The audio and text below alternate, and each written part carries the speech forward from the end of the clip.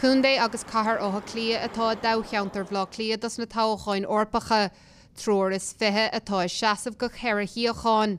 Faoi láthair siad Francis Fitzgerald fin na Gael, Barry Andrews fi na fáil agus Claire Daly neamhsplách atá na bheisirí Eorpacha, agus Ciarán Cuff cóhaintas glas a bhí ar chean an choribh I 2019. Bín a gcónaí vóta frit rialtas sa Toghcháin mar seo, agus is an pártaí is lús a rialtas dhéanans an íbert is mó mar a deartha. So tá me cappa go mbeidh deacracht ag Ciarán Cuff agus deacracht ag na glasaí an Físeán sin a chuineáil. Meastar gur féidir an chéad trí Físeán a chóir, ach bé omíoch chéir don cheathrú Físeán.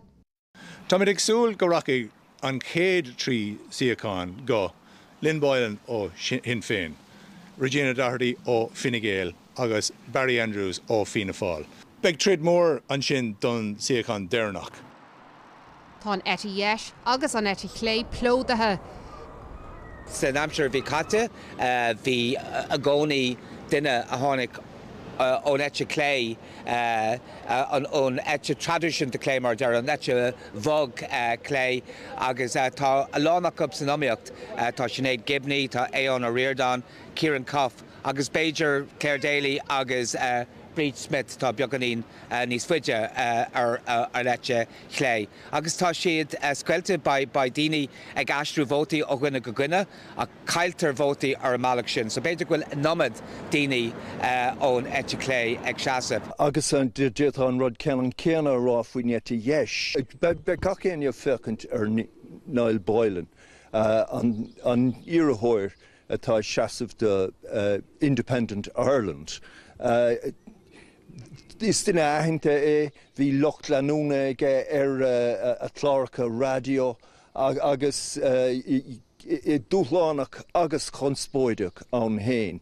Tá sé sin ag caint faoi cuasaí in Imirce, ach ní hé sin amháin tá trúr nó ceathrú eile ag iarraigh an téama sin leas a bhaintás ar son vóta. So má chailmuid ar súil siar go dtí 2019, bhí iarrtháirí ar an eite dheis, daoine náisiúnaí fre in Imirceach. Bhí siad imimeach amach as amach, agus fuair an cuitas mó acu éon fangéid an bhóta nó níos lúna sin. Ó hinine le tá cinnte tá ordú tagaí ar líon takeíochta na bortathe sin agus na níortháirí sin. 1.5 milliún duine atá na gcónaí am leo Cliath, agus níos mú ná in Imirce, siad cuasaí tithiíochta ach an irid le gach áit eile sa stát, is mú atá ag dó na gcirbe ag an bubal sa bríomhchathair.